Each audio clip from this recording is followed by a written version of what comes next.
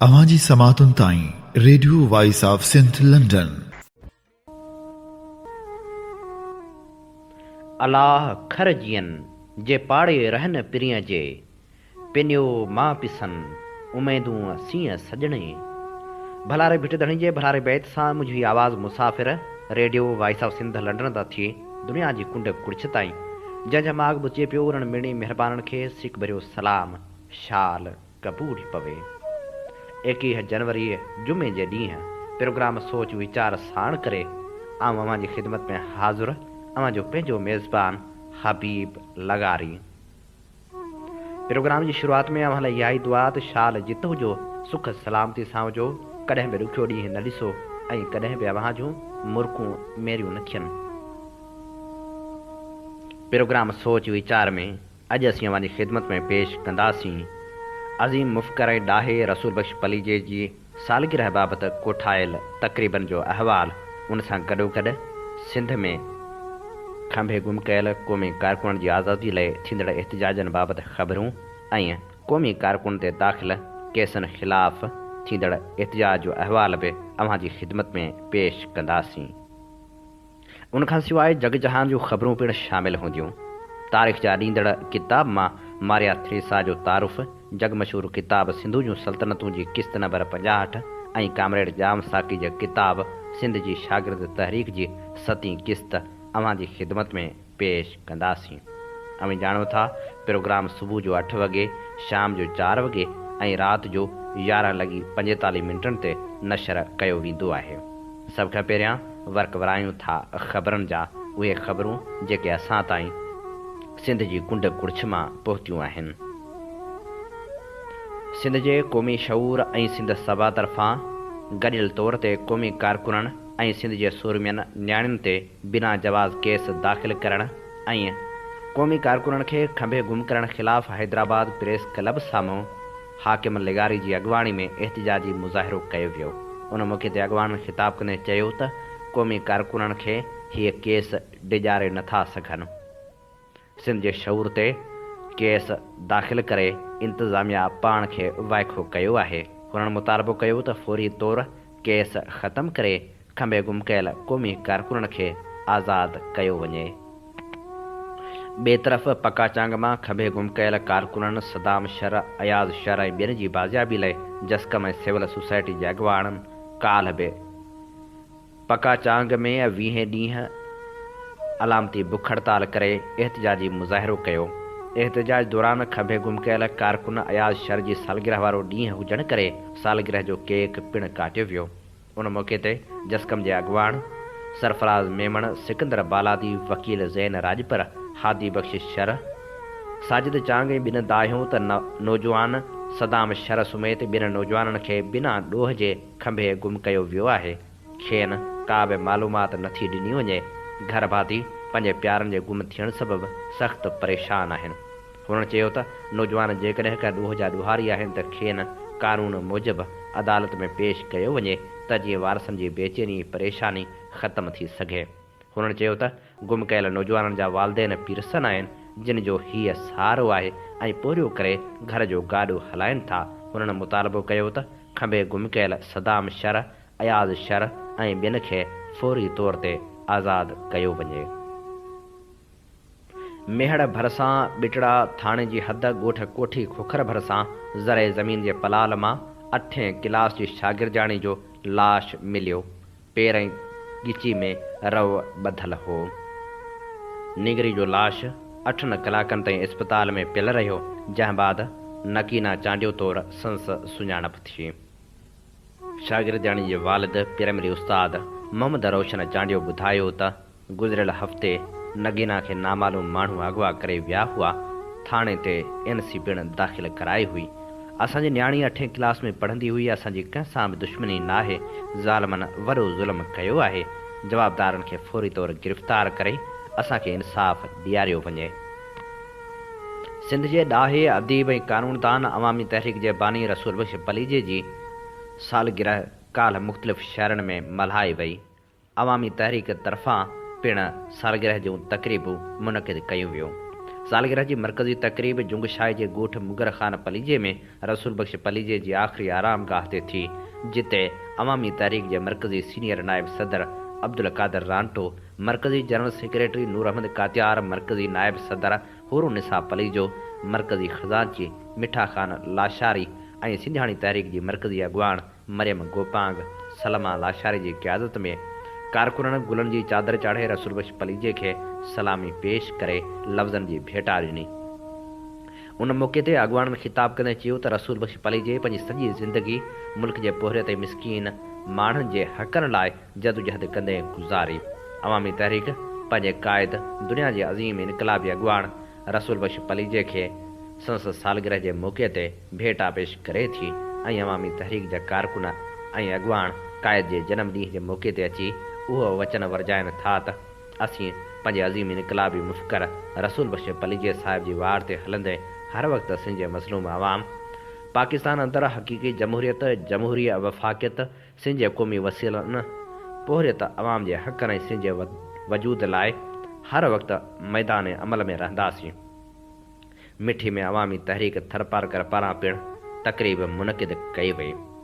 उभायो जुणेजो, अब्दुल सुभान समेजो, बिलावल बजीर, भेरो प्यासी, रहमान नोहड़ी, दिलीप मेघवाड़, हाजाणी लंजू, शाज़िया जुणेजो, नारायण सिंधी ऐं ॿियनि पिणु ख़िताब कयो।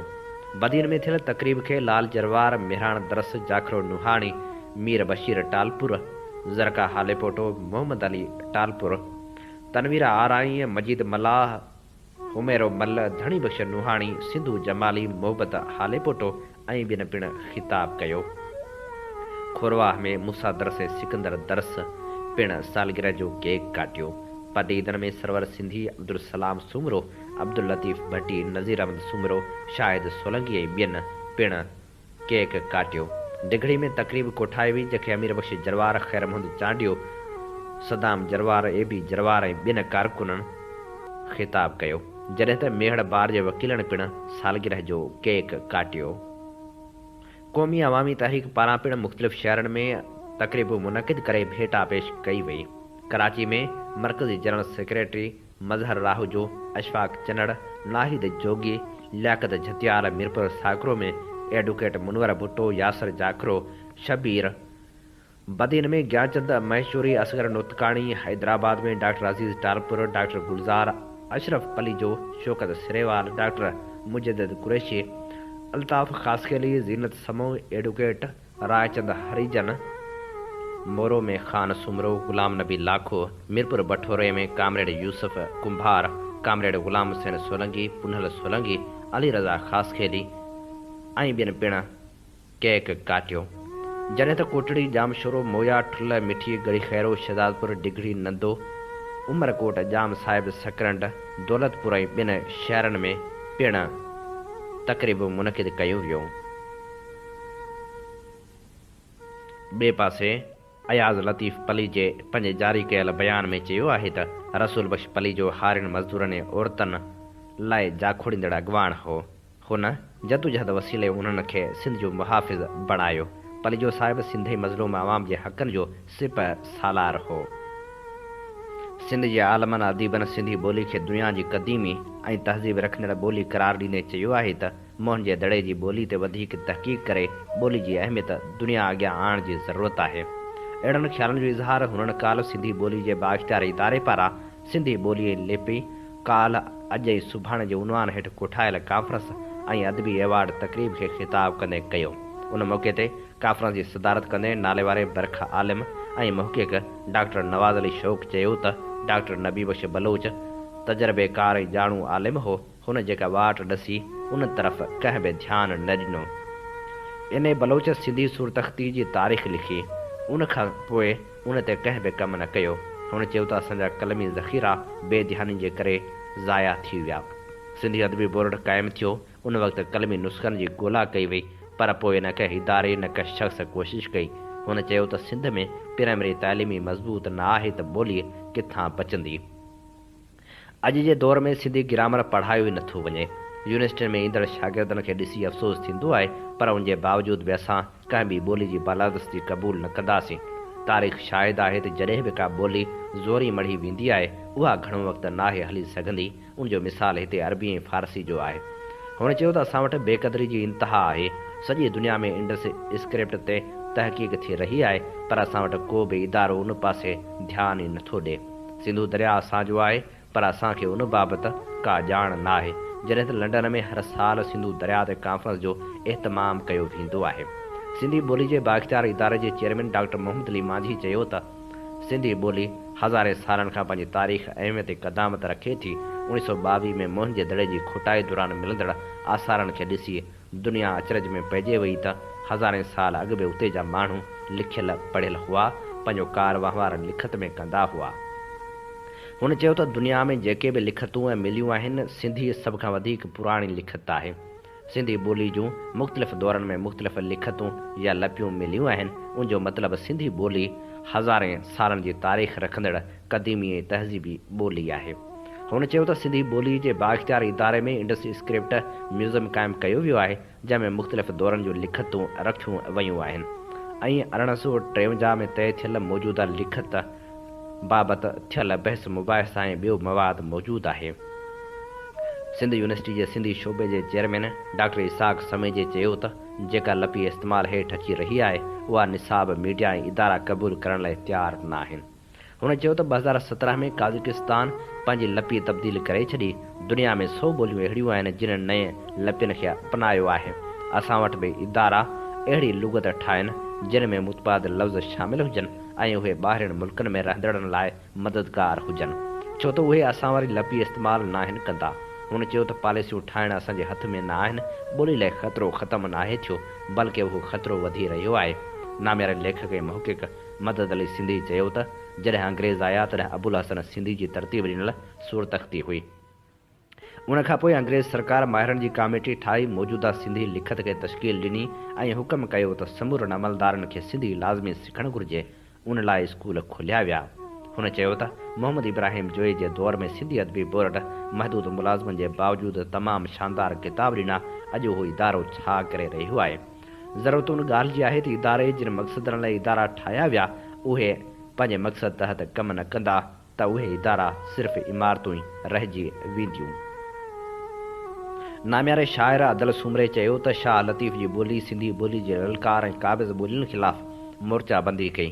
उन वक़्त जे शाइरनि सिंधी ॿोली खे बचाइण में बुनियादी किरदारु अदा कयो। हुन चयो त अंग्रेज़ दौर खां अॻु बि सिंधी लिखत मुख़्तलिफ़ शकिलनि में मौजूदु हुई, पर अंग्रेज़नि ॿोली जी अहमियत खे महसूसु कंदे उन ते वधीक कमु कयो ऐं मौजूदा लिखत तश्कील ॾिनी। सिंधी ॿोली जे बाइख़्तियार इदारे जे सेक्रेटरी प्रोफेसर शबनम गुल चयो त ॿोली खे बचाइण लाइ सभ खां अहम ज़िम्मेवारी माउ जी आहे, जंहिंजी हंज में ॿारु ॻाल्हाइणु सिखे थो। अॼु जी माउ खे घुरिजे त हू ॿारनि खे लोक आखाणियूं ऐं सम्झाणियूं ॿुधाए त जीअं ॿार जे ज़हन में तख़लीक़ी सलाहियत जनम वठे। कॉन्फ्रेंस में महावीर मोहम्मद ऐं ॿियनि पंहिंजा मकाला पेश कया, जॾहिं त professor Idris Jatoi, doctor Sher Mahrani, doctor Fayaz Latif, doctor Makhmoor Bukhari, Amar Fayaz बुरड़े ऐं ॿियनि पिणु ख़िताब कयो।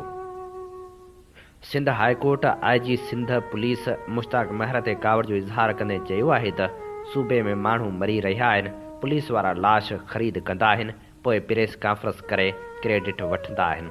सिंध हाईकोर्ट जे जस्टिस आफ्ताब अहमद गोरड़ ऐं जस्टिस अदनान करीम ते ॿधल डिवीज़न बेंच में केस जी ॿुधणी शुरू थी त IG मुश्ताक महर पेश थियो।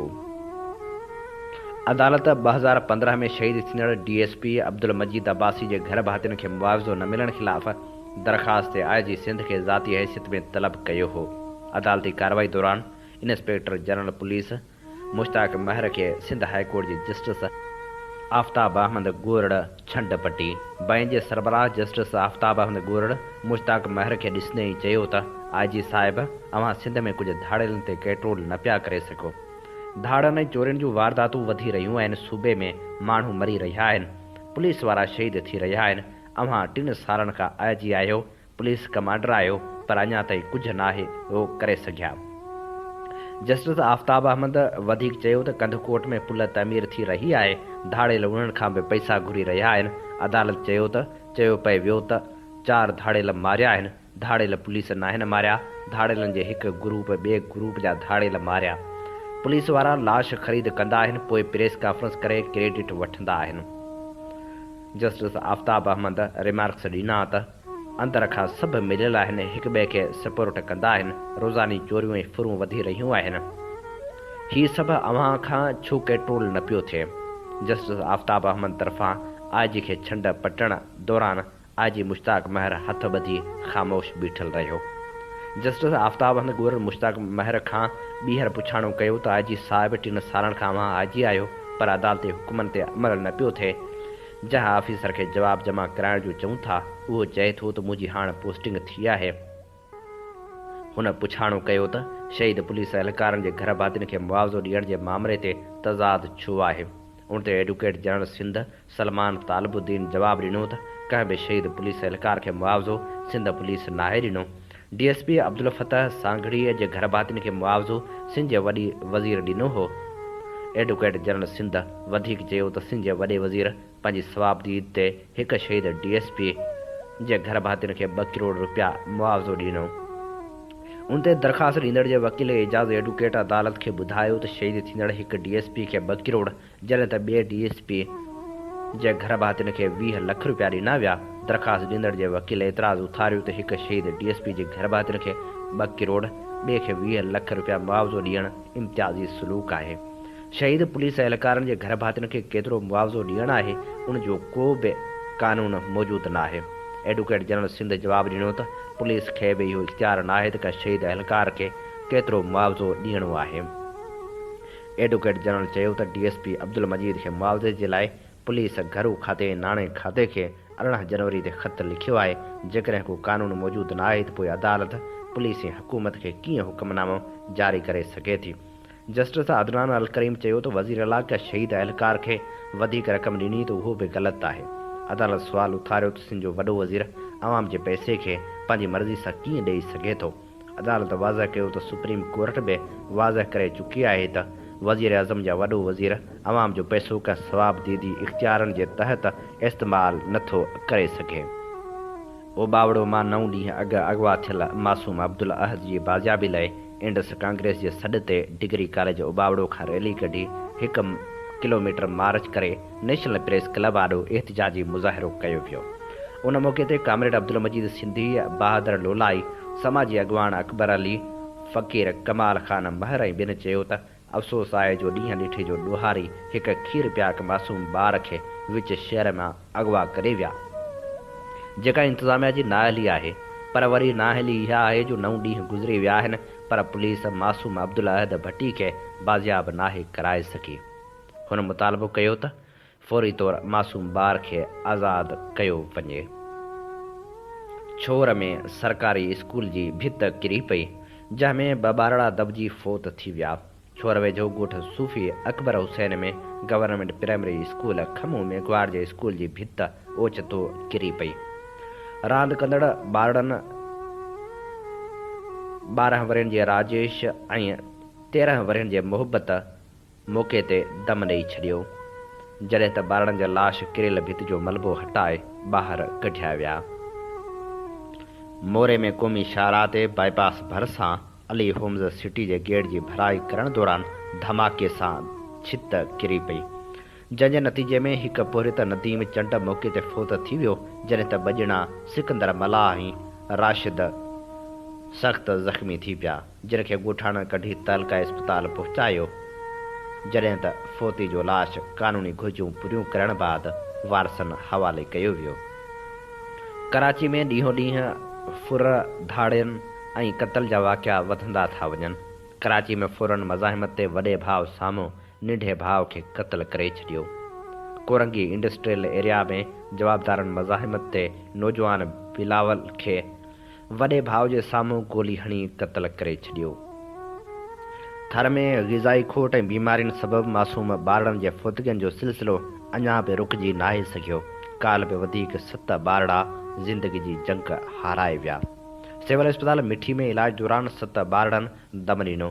फ़ौत थींदड़नि में 6 महीननि जो घिनश्याम, दौलत इस्माइल, मनठार सोनारो ऐं बशीर जो 9 ॼावल ॿार शामिल आहिनि। थरपारकर में हलंदड़ महीने फ़ौत थियल ॿारनि जो अंग वधी 39 थी वियो आहे, जॾहिं त गुज़िरियल साल 625 ॿारड़ा मौत जे मुंहं में हलिया विया हुआ। राग वसीले दुनिया में पंहिंजी मुनफ़रद सुञाणप ठाहींदड़ लता मंगेशकर गणती जोगी हालत में अस्पताल में दाख़िल आहे। भारत सां वास्तो रखंदड़ नामियारी गुलकारा लता मंगेशकर खे कोरोना ऐं नमूनिया सबबि बम्बई जी अस्पताल जे ICU वार्ड में दाख़िल कयो वियो। भारतीय मीडिया मूजिबि लता मंगेशकर जी बीमारी जे हवाले सां ताज़ियूं ख़बरूं इहे बि साम्हूं आयूं आहिनि त हूअ ICU वार्ड में दाख़िल आहे ऐं डॉक्टरनि जो चवणु आहे त लता मंगेशकर जी जल्द खां जल्द सिहतियाबी लाइ असां कोशिशूं करे रहिया आहियूं। जॾहिं त इहा बि अपील कई वई आहे त लता मंगेशकर लाइ संस मदाह दुआऊं कनि। हीअ असीं अव्हां जी ख़िदमत में पेश करे रहियासीं ख़बरूं। अवी ॿुधी रहिया आहियो प्रोग्राम सोच वीचार साण आम अव्हां सां मुखातिब जो पंहिंजो मेज़बान आहियां हबीब लगारी। ही प्रोग्राम अव्हां जी ख़िदमत में radio voice of Sindh London पारां पेश कयो पियो वञे।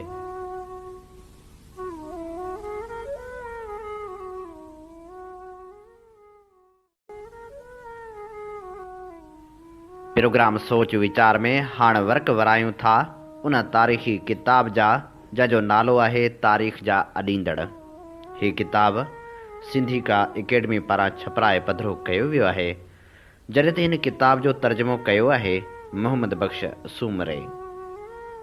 अॼु असीं हिन किताब मां जंहिं शख़्सियत जो तारुफ़ पेश करे रहिया आहियूं उहा आहे मारिया थ्रेसा। हेब्सबर्ग शहनशाह चार्लस छहें जी 1740 में वफ़ात खां घणो अॻु मुक़दस रोमी शहनशाहियत हिकु काराइते सियासी इदारे जी हैसियत में पंहिंजो वजूद वञाए चुकी हुई। उन विच में हेब्सबर्गन हिकु ॿी शहनशाही हासिल करे वरिती हुई। उन शहनशाही में सिर्फ़ु ऑस्ट्रिया पर हंगरी ऐं बोहेमिया जूं बादशाहियूं, इटली जा वसी हिसा ऐं अॻूणो स्पेनिया नीदरलैंड्स पिणु शामिल हुआ।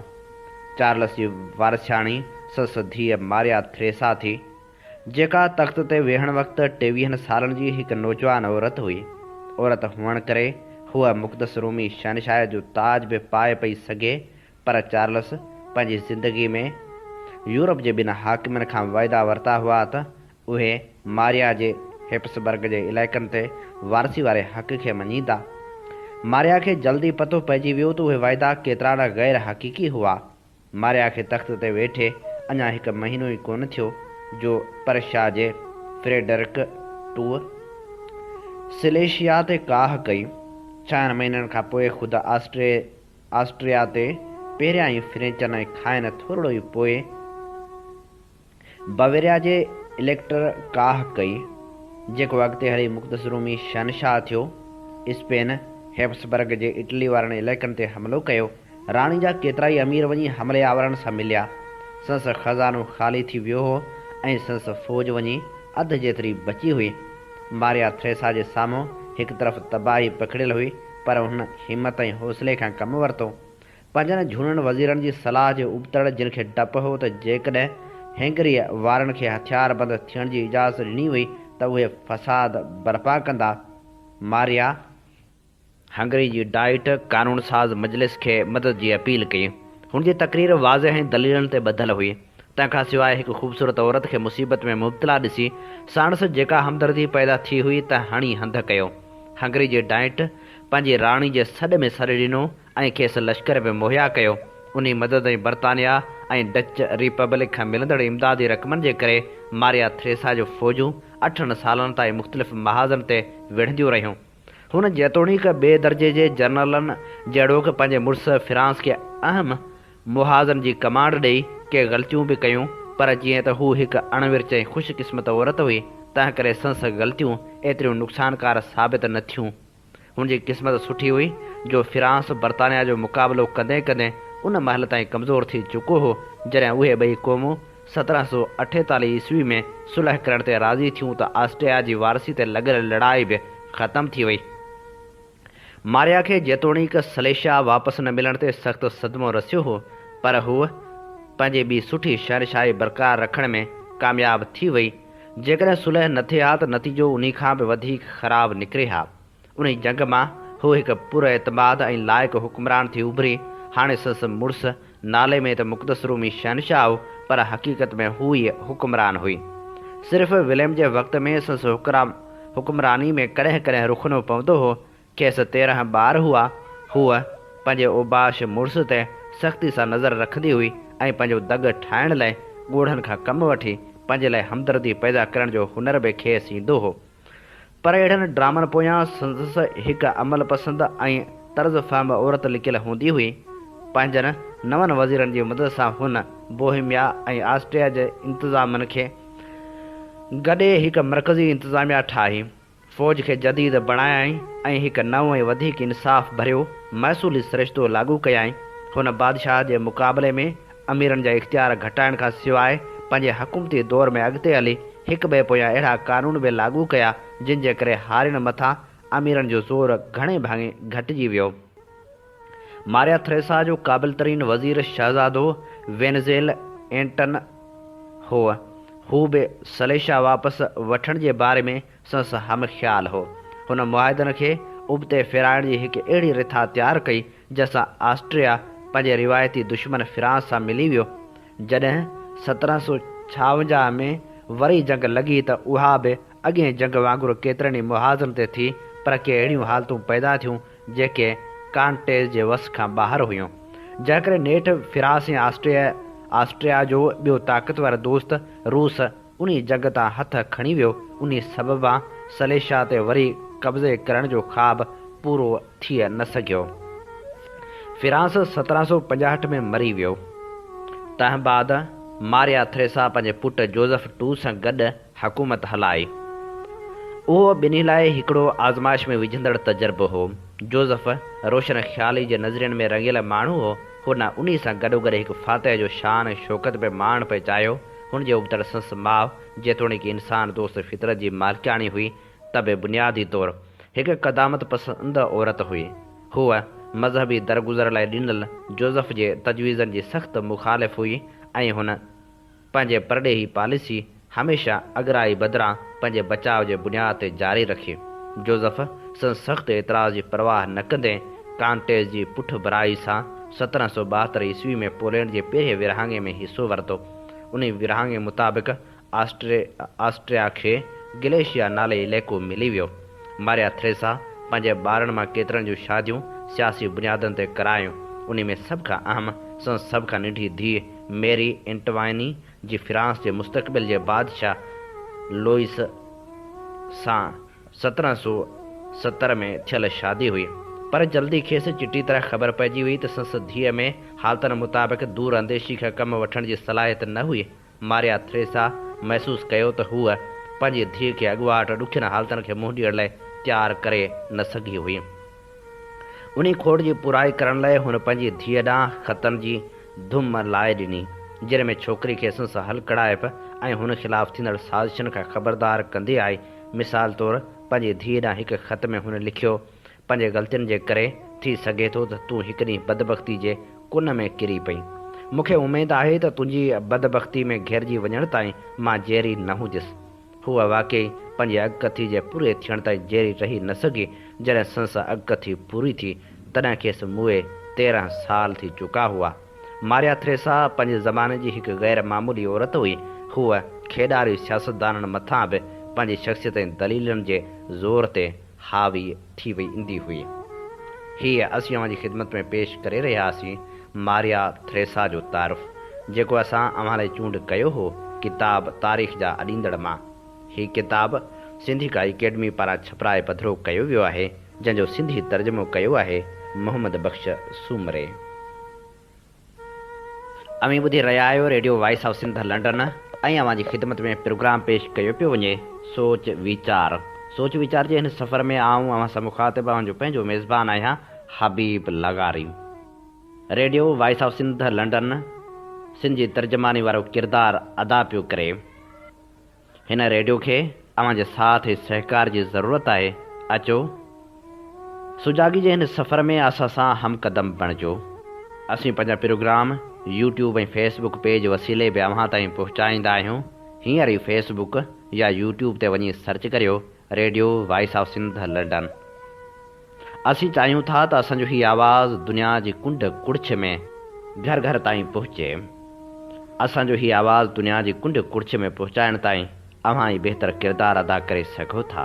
अवीं असांजा प्रोग्राम पाण बि ॿुधो ऐं पंहिंजनि दोस्तनि खे बि ज़रूरु ॿुधायो।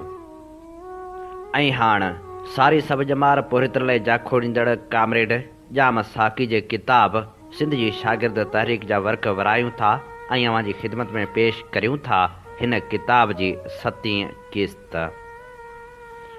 उहो फेबरवरी 1969 जो ज़मानो हो। सॼी सिंध में जलसनि जी वठ वठां थी वई। ख़ालिद सिंधी ऐं ॿियनि हमराहनि गाॾी खाते वारे जीए सिंध चौक में अलामती बुख हड़तालूं शुरू कयूं। मीर थेबे ऐलान कयो त साईं जीएम सैद तां घरां निकिरण जी पाबंदी न हटाई वई त हूअ मरण घड़ी ताईं बुख हड़ताल कंदो। पर शुक्र थियो जो उहे पाबंदियूं जल्दी हटी वयूं ऐं असांजे इरादे जो अटल पर कानी में कमज़ोर मीर थेबो बची वियो। अंदरूने सिंध में जलसनि जो प्रोग्राम।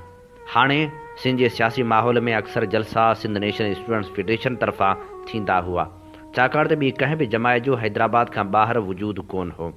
असां हर जलसे में वसी तर इतिहाद जो सबूत ॾींदे मसूद नूरानी तोड़े यूसुफ टालपुर वारनि खे घुराईंदा हुआसीं त जीअं सिंध जा वधि में वधि माण्हू शरीक तहरीक सां अमली तौरु मुनसलिक रहनि। हफ़ीज़ कुरैशी खे बि घुराईंदा हुआसीं।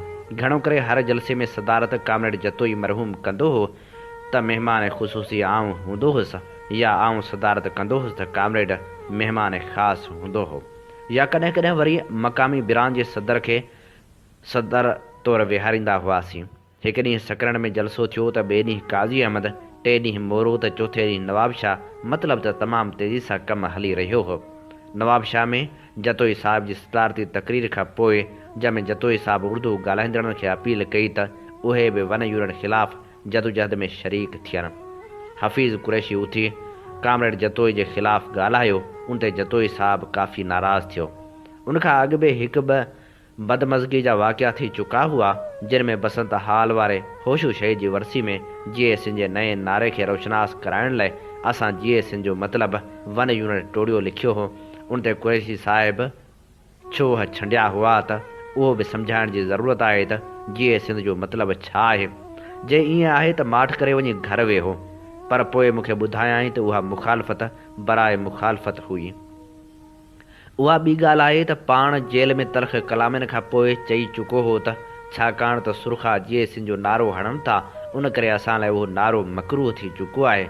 उनखां सवाइ सकरण में असां खेसि इज़त ॾेई सभ खां आख़िर में तक़रीर जो वारो ॾिनोसीं, जेको जतोई साहिब जी मौजूदगी में तमामु वॾी इज़त जो बाइसु हो। त तक़रीर में चयाईं त मूंखे आख़िर में वारो ॾेई थकल पब्लिक ॾींदा आहिनि। उन साज़िश खे सम्झो। सो जतोई साहिब नवाब शाह वारे जलसे जे ॿिए ॾींहुं 10 राजनि वारी जाइ ते नेरनि कंदे मूंखे चयो त हफ़ीज़ कुरैशी मसूद नूरानी गॾु हूंदा त आउं जलसनि में न हलंदुसि। मसूद वन यूनिट ख़िलाफ़ु घटि ऐं सिधी मुहाजर झेड़े जी तबलीग थो करे। उहे माण्हू तहरीक खे नुक़सानु पिया पहुचाइनि। थोरा मिनथूं पर ॿियो थियो ख़ैरु। जतोई साहिब पिड़ कढी बीठो। आख़िर मूं ज़मानत खईं त हाणे जेकॾहिं हिननि ॿिन्ही का अहिड़ी हरकत कई या तव्हांजे ख़िलाफ़ु ॻाल्हायो त आउं स्टेज तां लाहींदोसांनि, तॾहिं वञी जतोई साहिब मञियो। ओॾी महिल मसूद ऐं कुरैशी साहिब रूबरू मौजूदु हुआ। उहा ॿी ॻाल्हि आहे त हाणे वसीलनि जी घड़ाई ऐं ॼाड़ी जे ज़ोर ते उहे पंहिंजो पाण खे ई कामरेड जतोई जा वारिस था सॾाइनि। 4 मार्च ते सभिनी गॾिजी यूनिवर्सिटी में जलसो कयोसीं। 3 ॾींहंनि में लाला कादर बि मसूद वारनि जी जमायत कल्चरल ऑर्गेनाइज़ेशन में शरीक थी चुको हो। उनखां कुझु ॾींहं अॻु नौशर फ़िरोज़ जे कुझु नौजवाननि रेल जी पटड़ी कढण जी कोशिशि कई हुई, जिन में मिठल कमालाणी, महबूब शाह, हयात फुल ऐं ग़ालिबन राशिद मोराई शामिल हुआ। तक़रीबन उन्हनि ॾींहंनि में नए कोट मां 9 सालनि जी हिकु छोकिरी खे रेल जो पटो कढण ते गिरफ़्तार कयो वियो हो। उन्हनि ॻाल्हियुनि ॾाढो जोश फैलायो। तेसि ताईं मोहतरम जीएम सैद बि ॿाहिरि अची चुको हो। सो जलसनि जी धुम लॻी वई। सॼी सिंध में सियासी सरगर्मियूं उरूज ते हुयूं। सखर में भाड़ो खणी वियमि त मेहराबपुर बिरांच मां कमर मेमण ऐं ग़ुलाम रसूल सहते वारनि खां अची 100 रुपया वठी वरी सैयद जिन खे वञी शिकारपुर में रसियसि।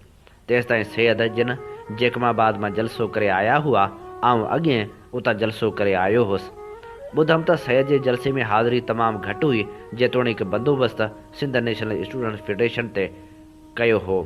हाणे तजिज़िये छंडछाण करण मां महसूसु करियां थो त उहो फ़र्क़ु हुन करे हो जो माण्हुनि असांखां इक़्तिसादी प्रोग्राम ख़ासि तरह हारियुनि मज़दूरनि, विचोलनि तबिक़नि ऐं हेठान तबिक़नि, टें ऐं चोथे दर्जे जे सरकारी मुलाज़िम तबिके जे मुतालबनि खणण जी तवक़ा रखी थे। जेतोणीकि असां बि वाज़ह तौरु उहे मुतालबा न खयां जो उहो अहसासु थी रहियो त सॻोरी वारा नाराज़ थींदा त उहो मुहाजिरनि पंजाबियुनि जो ऐं बैन अल-अक़वामी प्रोग्राम आहे, उहो न खणण जो फ़ाइदो रुॻो भुटे वरितो। शिकारपुर में बि भोग तमामु मज़ेदार थिया। जलसे शुरू थियण ते जॾहिं हफ़ीज़ कुरैशी साहिबु तक़रीर करे रहियो हो त मथां मींहुं अची वियो। जलसो फिटण लॻो त शागिर्दनि चिठियूं मोकिलियूं ऐं नारा हणी मुतालबो कयो त ॼाम तक़रीर करे। कुरैशी साहिबु नाराज़ त ॾाढो थियो, पर उते कुझु ई न सघियो। पोइ चयाईं उहा हुननि पाण छोकिरनि खे चई हरकत कराई आहे, जिते अयाज़ खेसि ॿुधायो त ॼाम हयाती में पहिरियों भेरो हिते आयो आहे। तॾहिं मस माठ कयाईं, पर जल्दी ॿियो मौक़ो मिलियसि। सो हीअं जो जलसे में मुंहिंजे खीसे मां को शाइंग मेहराबपुर मां आदल 100 ऐं 10 रुपया यानी कुल ॾोकड़ कढी वियो। अॻिते जो भाड़ो बि न हुजे, सो परेशान त ॾाढो थियुसि ऐं स्टेज सेक्रेटरी खे चयमि त ऐलान करे।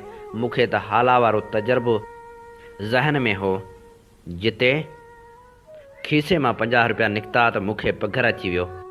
रफ़ीक मेमण सबबु पुछियो, चयोमांसि मूं वटि भाड़ो बि न बचियो आहे। हुन जलसे में ऐलान कयो त गंढी छोड़ फौरन भॻो आयो।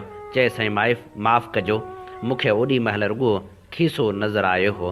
तव्हांजा पैसा मूं ते हराम आहिनि, शर्म हया अथऊं, सो हू वापसि वठो। शिकारपुर में स्टेज सेक्रेटरी ग़ालिबन त आगा तारक ऐलान न कयो त वरी चयमि हुन विराणियो त पैसा मिली विया आहिनि। पोइ संदन जॻह ते हली हुन 100 रुपया ॾिना। उहो त सम्झमि त हुन लय बचाइण ख़ातिर ऐलान न कयो ऐं कुर्ब करे 100 रुपया ॾिनाई, पर मूंखे बि मजबूरी हुई, सो रस्मी तरह इनकार करण खां पोइ रखी छॾियमि। कुरैशी साहिबु शुरू थी वियो, जिते किथे चवणु लॻो अलाए पैसा वञाया हुआ या न, पर वीचारे आगा ग़ुलाम नबी खां वसूल करे छॾियाई। वक़्ती तरह दाद ॾियण ॿी ॻाल्हि आहे, पर तबिक़ाती नफ़रत मुस्तक़िल आहे ऐं रहे थी। वधि में वधि उहा रूप मटाए थी। उन ते अफ़सोस करण या हैरान थियण जी का बि ज़रूरत कान थींदी आहे। 9 मार्च ते यूसुफ टालपुर ऐं यूसुफ लेगारी, जेको वरी नौकिरी छॾे आयो हो, मसूद नूरानी वारनि खां अलॻि थी जीए सिंध नौजवान मुहाज़ ठाहियो, जंहिंमें इक़बाल तरीन पिणु शामिलु हो। हीउ मुहाज़ बुनियादी तरह मोहम्मद उमर मेमण जे ताउन सां अमेरिका नवाज़ क़ौमप्रस्त ग्रुप हो। सिंध मुतहदा मुहाज़ साॻी 9 मार्च ते हैदराबाद में मोहतरम GM सैद जी सदारत हेठि हिकु इजलास थियो, जंहिंमें सिंध मुतहदा मुहाज़ ठाहियो वियो। उन जी 120 ॼणनि जी काउंसिल में बावजूद इसरार जे सैयद मज़दूरनि जा 2 नुमाइंदा, 1.5 सैकड़ो, हारियुनि जो 1 नुमाइंदो, मुनो सैकड़ो, शागिर्दनि जा 10, 8 सैकड़ो, अदीबनि जा 10, 8 सैकड़ो, औरतुनि जा 2, 1.5 सैकड़ो, सियासी कारकुननि जा 24 यानी 20 सैकड़ो, जिन में नेप ऐं अवामी लीग जा वर्कर हुआ, बाक़ी 60 सैकड़ो वॾेरा खणण जो ऐलान कयो। उन ते काफ़ीअ चयोसीं, पर साईं न मञियो। पोइ बि गॾु त रहणो ई हो, सो रहियासीं।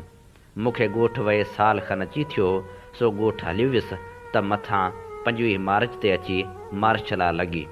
उन वक़्त खां थोरो ई अॻु लाला कादर आज़ादी स्टूडेंट्स ऑर्गेनाइज़ेशन ठाही, जंहिंमें हुन खां सवाइ ज़फ़र हुजण पिणु शामिलु हो।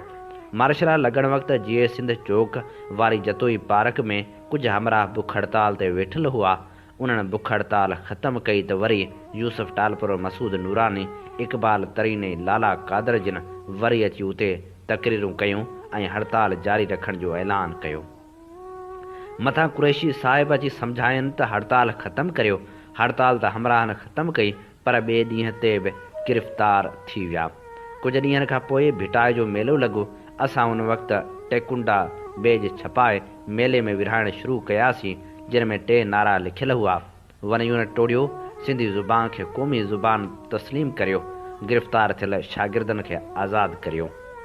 मीर थेबो, महर हुसैन शाह, मसूद पीरज़ादो, शफ़ीक सिद्दीकी, अब्दुल हई पलीजो ऐं रफ़ीक मौक़े ते गिरफ़्तार थी विया। के उन्हनि बेजन करे के शाम जो फंक्शन में नारा हरण करे आउं पुलिस वटां खिसकी हाला मां वञी निकितसि। पोइ दौरो करणु शुरू कयमि। दोस्तनि खे ख़त लिखियुमि। मिरपुर खां नवाबशाह जो दौरो करे सांगड़ पहुतुसि त गिरफ़्तार थियसि। ज़ाहिर आहे रूपोश रहण जो को बि तजुर्बो कोन हो। बहरहाल पोइ मार्शरा कोर्ट में ख़बर पई त हुकूमत हिंदुस्तान ॾांहुं वञण जो इरादो रखण ते गिरफ़्तार कयो हो। ॿिया त सभु हमराह ज़िबानी यकीन दिहानी ते आज़ादु थी विया।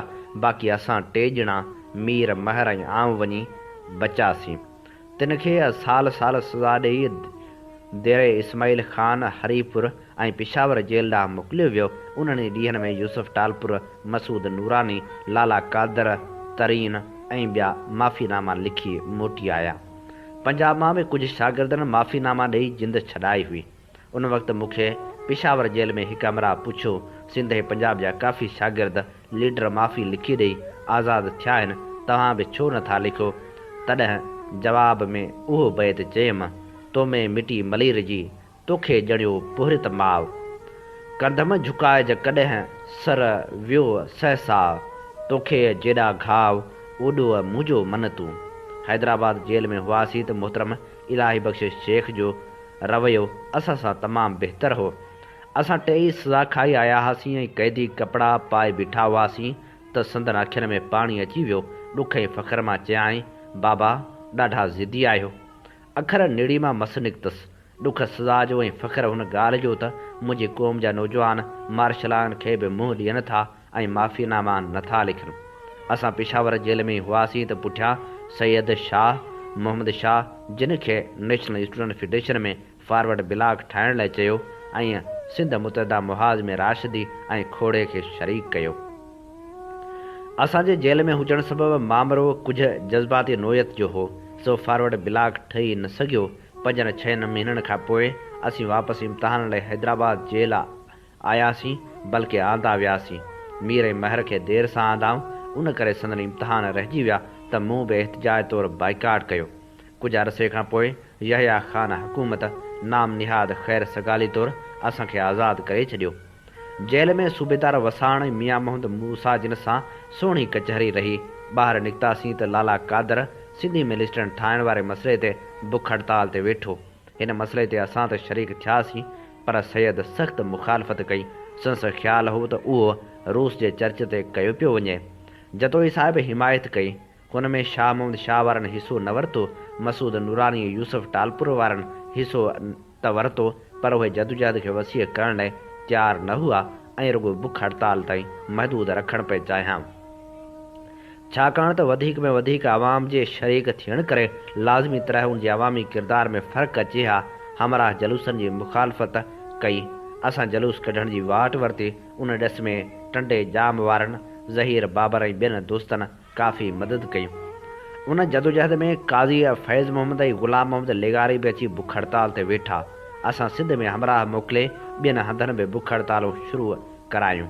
मसूद नूरानी ऐं यूसुफ टालपुर चयो त असां सिर्फ़ु जैकमाबाद, टंडो अलहियार ऐं बदीन में कुझु कराए सघंदासीं, बाक़ी ज़िमो सिंध नेशनल वारा खणो। उहो ज़िमो खयोंसीं।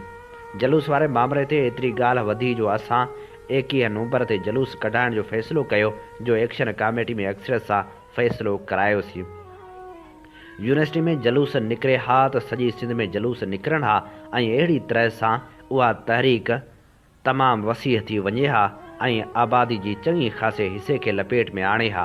मसूद नूरानी ऐं यूसुफ टालपुर हिन हद ताईं विया जो जलूस बंदि कराइण ख़ातिर हुननि ब्रिगेडियर अफ़ज़ल, डिप्टी कमिश्नर ऐं कमिश्नर सां सलाह कई त जाम खे गिरफ़्तार करियो त जलूस न निकिरंदो।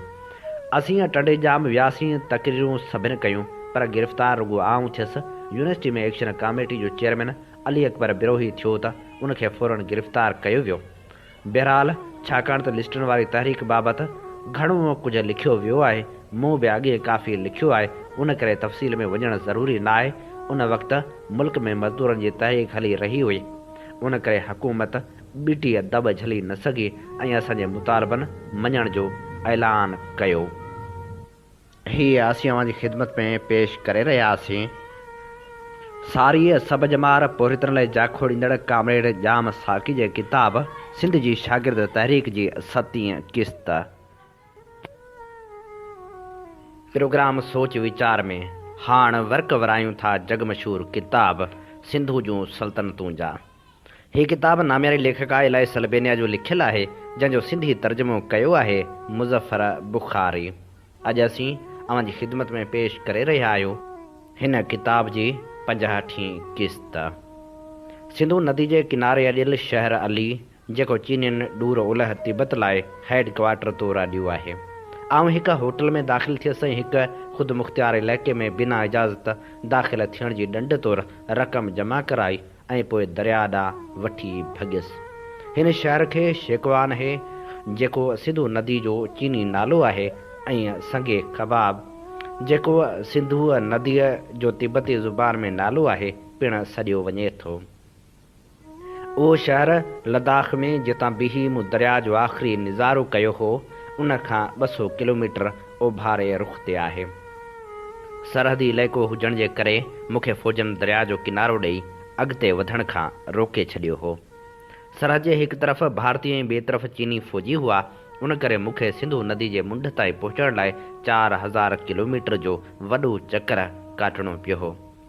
यानी लद्दाख खां तिब्बत जो शहर अली रुगो 200 किलोमीटर परे हो, पर उन ताईं पहुचण लाइ मूंखे 4000 किलोमीटरनि जो वॾो फेरो करणो पियो, जितां आउं क़ानूनी तरीक़े सां चीनी इलाइक़े में दाख़िल थी सघां।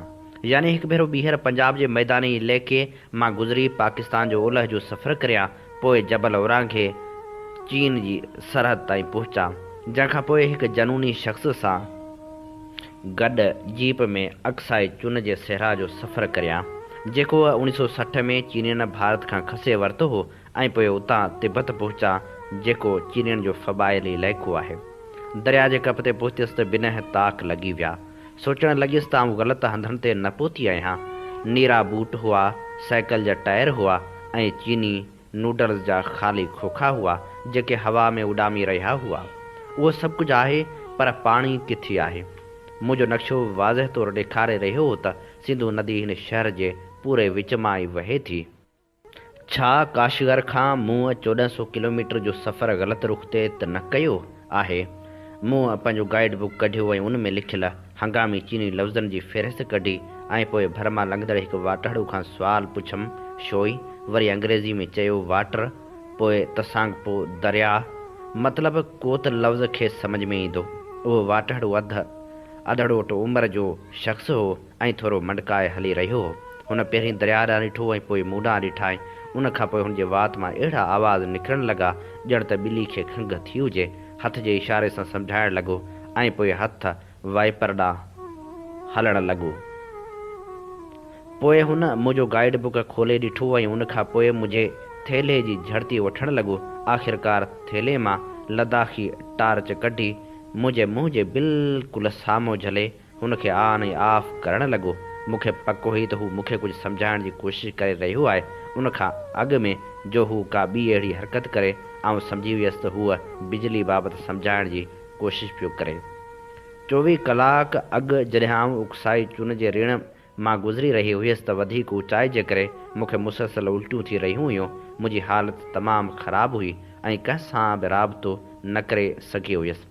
उन अबतर हालति में मूंखे हिकु सोच मुसलसल परेशान करे रही हुई ऐं मूं पंहिंजो नोटबुक कढियो ऐं उन में कुझु लिखण जी कोशिशि कई। आउं उहो नोट हाणे पढ़ी रही हुयसि। ऑक्सीजन घटि हुजण करे मुंहिंजा हथ बि सही कमु न करे रहिया हुआ ऐं मूं आॾी फिॾी लिखत में लिखियो हो, जेकॾहिं चीन सिंधु नदी ते डैम ठाहियो त पोइ छा थींदो? उहो मंडो मूंखे हिकु टैक्सी ॾांहुं वठी वियो ऐं ड्राइवर खे कुझु हिदायतूं ॾियणु लॻो। हिते तिब्बत में मुंहिंजो को बि दोस्त न हो ऐं न ई का अहिड़ी राब्ते जी सहूलियत हुई जेका हिन ओपरे ॾेह में मूंखे कमु अची सघे। मूं फ़ैसिलो कयो त मूंखे हुन मंडे ते एतमाद करणु घुरिजे ऐं ॾिसजे त छा थो थिए। पोइ पाण खे हालतनि जे रहम ऐं करम ते छॾे ॾिनमि। मूंखे रुॻो उहा उणतुण हुई त सिंधु नदी सां छा थियो। मूं टैक्सी जी सीट खे मज़बूती सां पकड़ियो ऐं शहर खां ॿाहिरि निकिरी आयासीं। थोरे जो उते पुलिस थाणा बि हुआ, सिपाही बि हुआ, पर रस्ते सां लॻल शीशे वारियूं ट्रैफ़िक पुलिस जूं जायूं ख़ाली पियूं हुयूं ऐं हुन ते धूड़ ॼमियल नज़र अची रही हुई। संगी अली हिकु निढड़ो शहर रुगो 5 वॾियुनि घटियुनि ते ॿधल हिकु मुख़्तसर शहर जंहिंमें मक़ामी तिब्बती तमामु घटि आहिनि। हाँ, चीनी वॾा स्टोर ऐं सुपर मार्केटूं हलाए रहिया आहिनि। साए रंग जो यूनिफॉर्म पातल माण्हू सरकारी इमारतनि जी हिफ़ाज़त लाइ मुक़ररु थियल हुआ। वॾा रोशन बोर्ड लॻल हजामनि जा दुकान ऐं हमाम हुआ जेके असल में फ़ौजनि जे अयाशनि ऐं जिनसी आसूदगी जो अॾो हुआ। आउं सोचे रही हुयसि त छा बरतानवी बेठिकियत वारनि ॾींहनि में बि हीअ शहर अहिड़ो ई बेतरतीब हो जहिड़ो अॼु आहे। हिन शहर जी सफ़ाई जो मामिलो नज़रअंदाज़ कयल हो ऐं उन ते परॾेही दबाव वाज़े नज़र अची रहियो हो। जीअं ई सरकारी इमारतूं ख़तमु थियूं त पको रोड बि ख़तमु थी वियो ऐं हाणे गाॾी कचे रस्ते जे खॾनि खोॿनि मां गुज़री रही हुई। गहरे रंग वारा जबल शहर खे घेरे बीठल हुआ ऐं उहा तस्दीक़ करे रहिया हुआ त माण्हुनि अञा ताईं हिन शहर खे संवारण जी कोशिशि न कई आहे। हाणे वीरानी ऐं पथर हुआ। थी सघे थो उहा ॻाल्हि जेकॾहिं टैक्सी ड्राइवर ऐं मुंहिंजे ज़बरदस्ती बणियल गाइड खे सम्झ में अचे हा त हू उन ते एतिराज़ कनि हा। थोरी देरि खां पोइ मूं दरी खां ॿाहिरि ॾिठो त मूंखे हिकु रस्तो परे नज़र आयो। पोइ उन रस्ते ते हिकु चेक पोस्ट नज़र आई ऐं रुकावटनि सां रस्तो बंदि कयो वियो हो। यकीन थी वियो त उहा फ़ौजी चेक पोस्ट आहे। उते पहुची ड्राइवर हारून वॼायो। सुबुह जा 9 थी चुका हुआ पर फ़ौजी अञा ताईं सुतल हुआ। परियनि खां अखियूं महिटींदा हिकु सिपाही ॿाहिरि निकितो ऐं इशारे सां चवणु लॻो त गाॾी अंदरि न वेंदी। अलबत्ता जेकॾहिं मूंखे अंदरि वञिणो आहे त पोइ उन रुकावट हेठियां रेढ़ियूं पाए गुज़रणो पवंदो। आउं अञा घबराहट जो शिकार हुयुसि त सिपाही वापसी लाइ मुड़ियो ऐं आउं प्लीज़ स्टॉप कंदे रहिजी वियुसि। हुन डिघे रस्ते ते वापसी ॾाढी मुश्किल हुई पर एतिरे में ड्राइवर दरी मां ॻिची ॿाहिरि कढी ऐं इशारे सां चवणु लॻो त कार अॻिते न वेंदी ऐं हू उतां ई वापसि मोटंदो। हुन इंतज़ारु करण खां ठुप जवाबु ॾेई छॾियो ऐं भाड़े जो मुतालबो करणु लॻो। मूं खेसि भाड़े जी रक़म ॾिनी त गाॾी धूड़ उॾाईंदी वापसि हली वई ऐं आउं उते अकेली रहिजी वियुसि। हिते सवाइ उन अकेली फ़ौजी जे ॿियो केर बि न हो जेको उॿासियूं ॾेई ऐं आरस वञी रहियो हो। हुन मूंखे हथ सां पाण ॾांहुं अचण जो इशारो कयो। हाणे मूंखे उहा ख़बर न आहे हू मुंहिंजी ॻाल्हि सम्झे थो या न। बहरहाल मूं वटि ॿियो को रस्तो न हो ऐं आउं संसि हुकम मञी ॾांहुं वधणु लॻियुसि। चेक पोस्ट खां थोरो अॻिते कुझु घर ठहियल हुआ ऐं हिकु वॾी दीवार ॾिनल हुई। मूंखे हिकु कुते जे भौंकण जो आवाज़ु ॿुधण में आयो ऐं मूं पंहिंजे बचाव लाइ पथर खणी वरितो। परियां चौदीवारी जो दरवाज़ो खुलियो ऐं उन मां हिकु गंदी ट्रक ॿाहिरि निकिती जंहिंमें 20 चीनी पुहरियत बि सवार हुआ।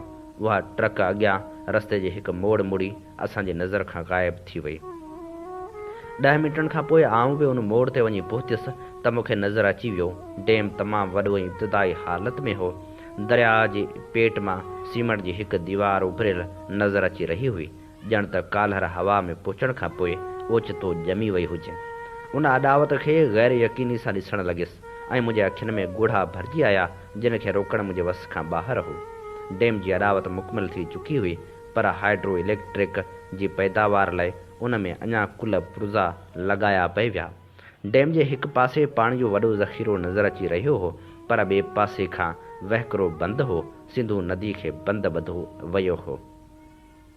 आउं डैम ॾांहुं वधणु लॻियुसि ऐं सोचे रही हुयसि त मूंखे कंहिं बि वक़्तु गिरफ़्तार करे सघिजे थो ऐं मुंहिंजी झड़ती वरिती वेंदी पर मूं ॾांहुं कंहिं निहारियो बि कोन ऐं आउं अॻिते वधणु लॻुसि। रोड जे किनारे सां मुख़्तलिफ़ रंगनि जा झंडा लॻाया विया हुआ। स्टेट गिल्ड ऑफ चाइना जो उहो इलाइक़ो हो। आउं पुल तां गुज़री दरिया जे किनारे वटि अची बीठुसि जिते पोरितनि जी कैंप लॻल हुई। आउं डैम जी असल अॾावत वटि पहुतुसि ऐं अॻिते वधणु लॻुसि पर अञा ताईं मूंखे कंहिं बि रोकण जी कोशिशि न कई हुई। उन जे बदिरां हॿकंदी डैम जी दीवार जे विच ते पहुतुसि ऐं उते बीही हेॾां होॾां निहारणु लॻियुसि त हेठि कमु कंदड़ पोरितनि हेठि लोॾे मुंहिंजो आदर भाव कयो। हूअ संदन तस्वीर कढण लाइ चवणु लॻा पर मूंखे पाकिस्तान ऐं भारत में पुलियनि जे भरिसां लॻल मना वारा बोर्ड अञा ताईं यादि हुआ सो मूं एहतियात खां कमु वरितो ऐं बैग मां कैमरा ॿाहिरि कढण जी कोशिशि न कई। डैम जे ॿिए पासे रोड हो पर उहो पाणी हेठि अची चुको हो। डैम तमामु वॾी ऐं वसी इलाइक़े ते पखिड़ियल हुई। पाणी साओ नज़र अची रहियो हो हाणे जबल जे वादियुनि में भरिजी चुको हो ऐं उन बेरहमी ते मुंहिंजी दिलि चाहियो त उछंगारूं ॾेई रोइजे। छा उहो डैम रुगो बिजली लाइ आहे या चीनी बि पाकिस्तान वांगुरु खोट जे ॾिहाड़नि में उहो पाणी पीअण ऐं ज़राइत लाइ इस्तेमालु कंदा। आऊं ढंढ किनारे बीही रहियसि ऐं पाणी जूं छोलियूं मुंहिंजे पेरनि खे छुअण लॻियूं। थोरी देरि खां पोइ पूरे त मूंखे सड़ण लॻा ऐं आऊं वापसि वरियसि। हाणे मुंहिंजे सफ़र दौरान मूंखे उहो अफ़सोस थींदो रहंदो त सिंधू नदी हाणे सुकल मिलंदी। उन ॾींहुं मूंखे हिकु तिब्बती पुलिस वारे ॿुधायो हुननि 2 महीना अॻु सिंधू नदी बंदि करे छॾी आहे। मतिलबु त 2 महीना अॻु मूं जेको कश्मीर, गिलगित ऐं बल्तिस्तान जो सफ़र कयो हो, उहा सिंधू नदी न हुई। उहा सिंधू नदी जंहिंजे किनारनि सां क़दीम तहज़ीबूं उसरियूं ऐं निसरियूं सा हाणे ख़तमु थी चुकी आहे। हाणे उन में जेको पाणी नज़र अचे थो सो गार, शेवक, शगार ऐं ॿियनि भरींदड़ नदियुनि जो आहे। छा उन ते हिते को एहतिजाज थियो? मुंहिंजे सुवाल ते पुलिस वारो खिली पियो। लद्दाख में 400 ॿुध मुत वारनि भाषा डैम जी अॾावत ख़िलाफ़ एहतिजाज कयो हो। उहो डैम पाकिस्तानी इलाइक़े में अॼो पियो वियो, छाकाणि त उन सां चिलास वादी जूं तस्वीरनि सां भरियल टुकरियूं पाणी हेठि अचण जो इम्कानु आहे। पाकिस्तान में सिंधी डैम ख़िलाफ़ मुसलसल एहतिजाज करे रहिया आहिनि। हिते तिब्बत में अहिड़ो को बि फोरम न आहे जंहिं तिब्बती माण्हू हिन ख़ुदि मुख़्तियार इलाइक़े जे निज़ारनि, रीतनि, रस्मनि ऐं ज़ुबान जे तहफ़ुज़ लाइ आवाज़ु उथारियुनि। हुननि खे पंहिंजी सरज़मीन ते हाणे को बि इख़्तियार न रहियो हो। पंहिंजे सफ़र जे आख़िरी हिसे में हिन लाफ़ानी दरिया जी हालति मूंखे ॾाढो ॾुखारो करे छॾियो हो। आऊं डैम ते कमु कंदड़ पोहरितनि जे हिकु ग्रुप सां गॾिजी वापसि संगे अली रवानी थियसि ऐं दारचीन लाइ सवारी जो इंतज़ाम करण में लॻी वियुसि। 200 किलोमीटर ओभर में उहो दारचीन जो ॻोठ हो, जंहिंजे भर में मौजूदु कैलाश जबल जी यात्रा करणु ऐं उनजे चौधारी घुमणु हर यात्री जो ख़्वाबु हूंदो हो। हिन अज़ीम जबल ते मौजूदु पाणी जे ज़ख़ीरनि मां एशिया जा 4 अज़ीम दरिया निकिरनि था। सिंधू नदी पाकिस्तान जो रुख़ करे थी, सतलज ॾखण ओलह में कश्मीर ॾांहुं वञे थी, करनाली ॾखण ओभर में गंगा जो रुख़ करे थी ऐं ब्रह्मपुत्रा ओभर में बांग्लादेश ॾांहुं वञे थी। जितां उहे 4 नदियूं निकिरनि थियूं उते चइनि अक़ीदनि जा माण्हू बि यात्रा लाइ अचण जा ख़्वाब ॾिसनि था। बोन, ॿुधमुत, जीन मत ऐं हिंदू मत वारा हिन जबल जी पूॼा कनि था ऐं उहा ॾखण एशिया जी सभ खां क़दीम रिवायत आहे। तिब्बत जा माण्हू हिन जबल खे कांगरी रमपूची यानी अमल बर्फ़ जो जबल कोठिन था। बोन लिखतनि में उनजा केतिरा ई नाला आहिनि। पाणी जो गुल, सामुंडी पाणी जो जबल ऐं नव कढण वारी सवा सितिका वारो जबल। हिंदू मत वारनि लाइ उहो जबल शिव जो घरु आहे ऐं शिव लंगम जहिड़ो आहे। जीन मत वारनि लाइ हीउ जबल उहो हंधु आहे जिते संदन धुरम जे बानी निर्वाण हासिल कयो हो। ॿुध मत वारनि लाइ उहो काइनात जो दुन आहे ऐं बून मत वारनि लाइ उहो आसमानी देवी सिपाहीमीन जो आस्थान आहे। यूरोपीय माण्हुनि जॾहिं हुन जबल बाबति मुख़्तलिफ़ ॾंद कथाऊं ॿुधियूं ऐं हिते अची ॾिठो त हुननि चयो उहो ई बाग़ उदन आहे ऐं कोहे अरारत आहे। जदीद चीनियन ऐं ओलह जे माण्हुनि लाइ हीअ अहिड़ो इलाइक़ो आहे जंहिं बाबति अञा तहक़ीक़ थियणी आहे त दुनिया जे अज़ीम तहज़ीबनि जो सर्जनहार हीअ जबल पंहिंजे अदर में कहिड़ा इसरार रखे थो। हिते इंतिहा पसंद सोच रखंदड़ मग़रबी माण्हुनि खे अचणु न घुरिजे ऐं हुननि लाइ हिते का बि जाइ न आहे। हीअ असीं अव्हां जी ख़िदमत में पेश करे रहियासीं जग मशहूरु किताब सिंधू जूं सल्तनतूं जी 50वीं क़िस्त। हीअ किताब नाम्यारी लेखका इलाइस अलबेनिया जो लिखियलु आहे जंहिंजो सिंधी तर्जुमो कयो आहे मुज़फ़र बुख़ारी। इन ते प्रोग्राम सोच वीचार जो वक़्तु पंहिंजी पुॼाणी ते पहुचे थो। पंहिंजे मेज़बान हबीब लगारी खे इन साॻी दुआ सां ॾींदा इजाज़त। वसे भिट तुंहिंजी भलारा सदा सदा देश परदेस सारा वसन। कॾहिं सिंध सिंजी न मेरी थे, कॾहिं मोड़ कंहिंजा न मुरझाए चन।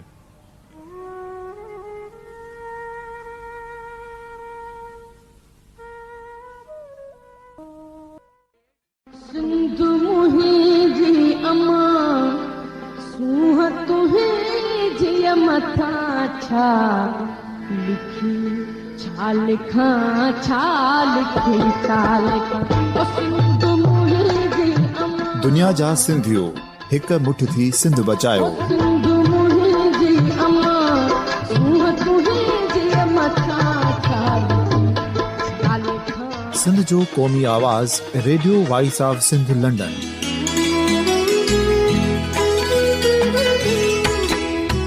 Radio voice of Sindh London पंहिंजी नशरियात में सिंध जी सियासत, समाज, इक़्तिसादियात, तारीख़, क़ौमी उमंगुनि ऐं इख़्लाक़ियात मुतलिक़ सिंध जी हक़ीक़ी तर्जुमानी कंदे प्रोग्रामनि खे असराइतो बणाइण लाइ सिंध जे घण घुरनि ऐं धरतीअ सां प्यार कंदड़ अदीबनि, दानिशवरनि, सहाफ़ियुनि, उस्तादनि, वकीलनि ऐं हर तबिके जे मानवारनि सजणनि खे सिंध में शऊरी इनकलाब लाइ सहकार जो सॾु ॾियूं था। अचो त गॾिजी सूफ़ियुनि ऐं संतनि वारी सिंध जो ओज हिकु मुठ थी वरी वापसि आणण वारे सफ़र जा साथारी बणिजऊं।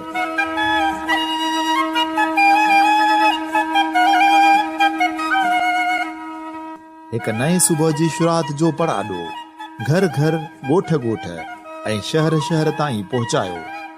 शाल सिंध आबाद ऐं ख़ुशहाल थिए, सिंधी माण्हू सुखियो ऐं सताबो थिए।